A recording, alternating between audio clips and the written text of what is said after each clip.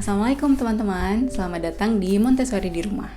Nah, pada kesempatan kali ini aku akan bercerita tentang Toddler Temptation Challenge atau challenge yang sekarang lagi sangat ngetrend di Instagram, yaitu tentang anak yang jadi ceritanya Toddler Temptation Challenge itu adalah toddler yang diberi snack di depannya dia, kemudian dibilang jangan dimakan dulu ya sampai ibu balik lagi ke sini gitu. Jadi kamu tunggu dulu sampai ibu balik lagi ke sini kayak gitu. Nah, sebenarnya Toddler Temptation Challenge ini sebenarnya menganut mirip seperti penelitian yang dilakukan di tahun 1970-an di Stanford, itu judulnya Stanford Marshmallow Experiment. Nah, pada kesempatan kali ini aku akan menjelaskan tentang eksperimen itu dan apa hubungannya dengan Montessori. Jadi, keep watching, jangan lupa subscribe, jangan lupa turn on notification. Hai Mikal, ini apa? Paratha, iya. Ini paratha ya, Mikal suka paratha? Mikal boleh makan paratha ini sekarang, atau Mikal tunggu ibu, nanti kita makan paratha dan muffin. Ibu ke kamar mandi dulu, nanti setelah ibu kesini kita bisa makan paratha dan muffin. Atau Mikal boleh makan paratha sekarang, terserah Mikal. Ibu kamar mandi dulu ya, Mikal boleh tunggu.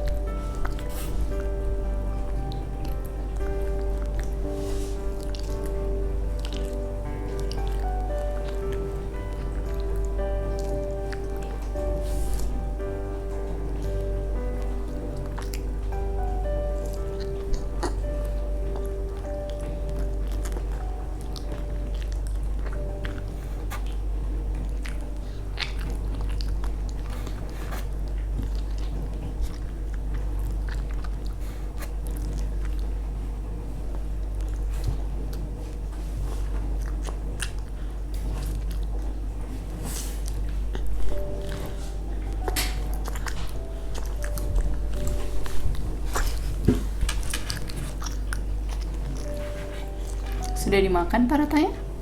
Sudah.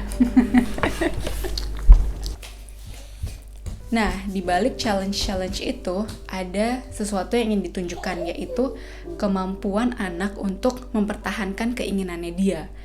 Ketika dia mempunyai keinginan, bagaimana dia mampu mempertahankan keinginan tersebut, kayak gitu. Nah, untuk mempertahankan keinginan ini sebenarnya krusial banget, penting banget dalam perkembangan anak. Kenapa? Karena ketika anak sedang mempertahankan keinginannya, dia memberikan effort mentally, physically untuk menahan keinginannya itu sebenarnya dia sedang melakukan kontrol diri, melakukan regulasi diri. Kemudian setelahnya dia melatih kemampuannya untuk mengontrol terhadap impuls-impuls atau dorongan-dorongan. Yang kemudian pada akhirnya dia akan membentuk inner strength atau kekuatan di dalam dirinya yang penting sekali dibutuhkan untuk anak mampu mengambil decision, keputusan-keputusan yang baik di kehidupannya dia ketika dewasa nanti, kayak gitu. Nah, jadi willpower ini penting sekali dan kemampuannya untuk menahan keinginan ini penting sekali untuk anak. Nah, bahkan Montessori berpendapat bahwa keinginan atau will ini merupakan stepping stone atau batu pijak untuk terbentuknya perkembangan mental yang baik bagi anak, kayak gitu. Nah, lalu di tahun 1970-an ada penelitian tentang delay gratification yang dikenal dengan Stanford Marshmallow Experiment. Pada penelitian itu bertujuan untuk menunjukkan gratifikasi yang delay gratification. Jadi anak diberi pilihan, anak disuruh duduk, kemudian di depannya ada marshmallow, ada satu porsi marshmallow, kemudian dibilang kamu boleh makan marshmallow ini atau kamu boleh menunggu aku sampai balik ke sini lagi Kemudian kamu boleh makan 2 porsi marshmallow kayak gitu, 1 sekarang atau 2 nanti. Nah itu istilahnya yang dikenal dengan delay gratification. Nah kemudian hasilnya apa? Ternyata anak yang menunjukkan korelasi positif atau anak yang mampu menahan dirinya, menahan keinginannya itu, ternyata dia di kemudian hari menunjukkan kompetensi general yang lebih baik, menunjukkan hasil ujian yang lebih tinggi juga kayak gitu ya. Sekalipun penelitian kita tidak bisa langsung makan mentah-mentah gitu ya, tetap harus dibaca berapa sampelnya, apa studinya dan segala macam, you know. It's a little bit more complicated than that.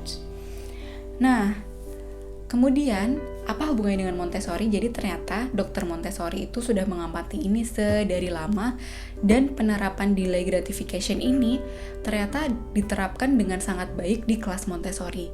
Jadi kalau misal teman-teman tahu, di kelas Montessori itu semua materialnya cuma ada 1 biji.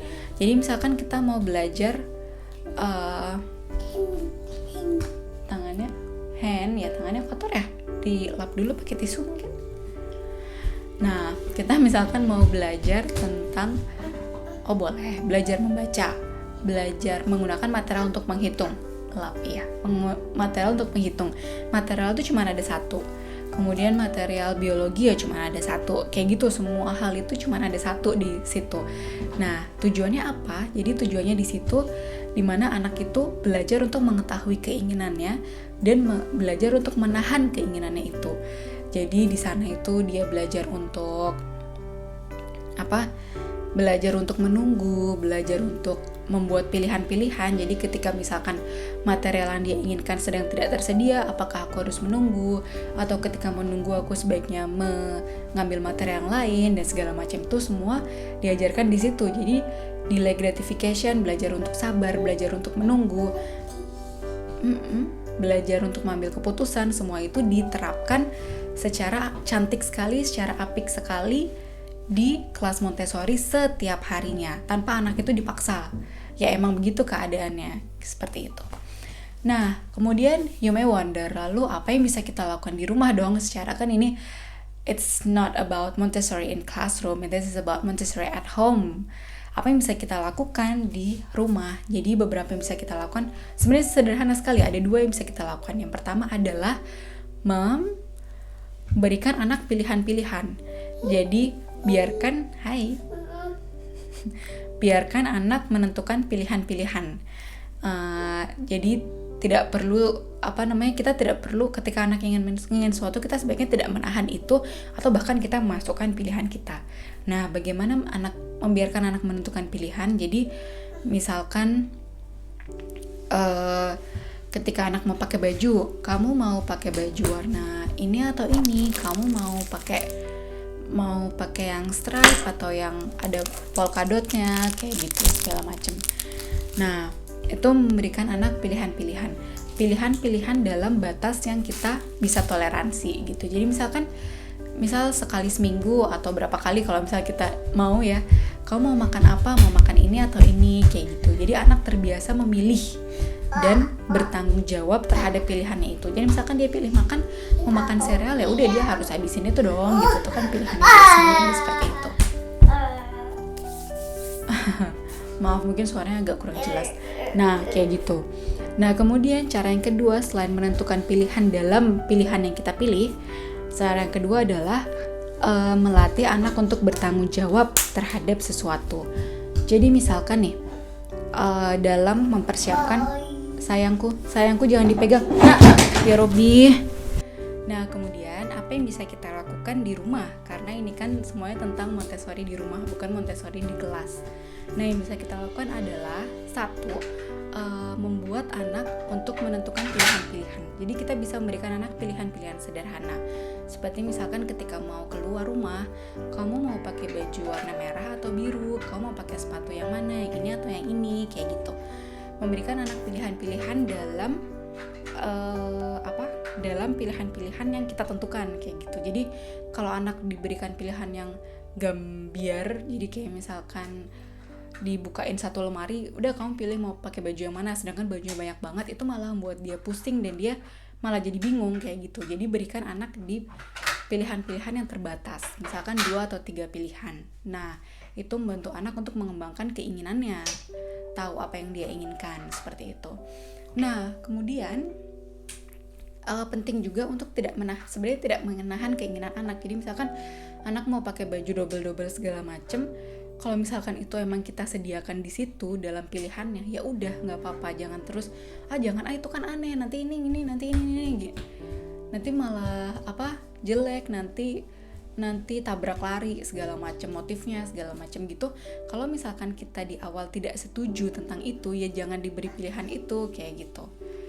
Iya, muffin. Mikal makan muffin. Iya, Masya Allah. Nah, kemudian langkah yang kedua, jadi langkahnya sebenarnya cuma ada 2, yaitu memberikan pilihan, dan yang kedua memberikan anak tanggung jawab terhadap sesuatu. Jadi misalkan dalam suatu proses mempersiapkan makan malam, beri anak tanggung jawab, misalkan berdiri aja sayang.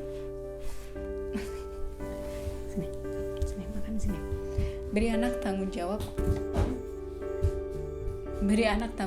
untuk misalkan, kamu bisa bantu ibu membuka bawang, kamu bisa bantu ibu apa. Kenapa sini, duduk sini. Sini ibu lihat ya. Come here.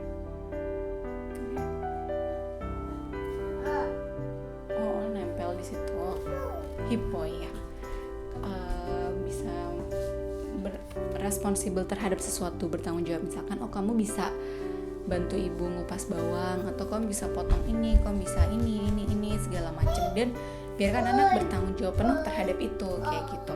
Misalkan kalau di rumah kami, misalkan ketika meal preparation, ya udah dia misal ngupas bawang atau motong jamur atau motong sosis atau apa-apa, atau mecah telur segala macam, tuh tanggung jawabnya dia sendiri. Dan kemudian dalam persiapannya, jadi dia bertanggung jawab untuk menata sendok dan garpu di meja, kemudian bertanggung jawab untuk manggil ayahnya buat makan segala macam, itu adalah tanggung jawabnya dia kayak gitu. Jadi biarkan dia bertanggung jawab terhadap sesuatu. Nah, 2 cara itu adalah cara yang paling bagus untuk mengembangkan willpower ini, development of will ini, dan juga melatih anak untuk menahan keinginannya. Seperti itu.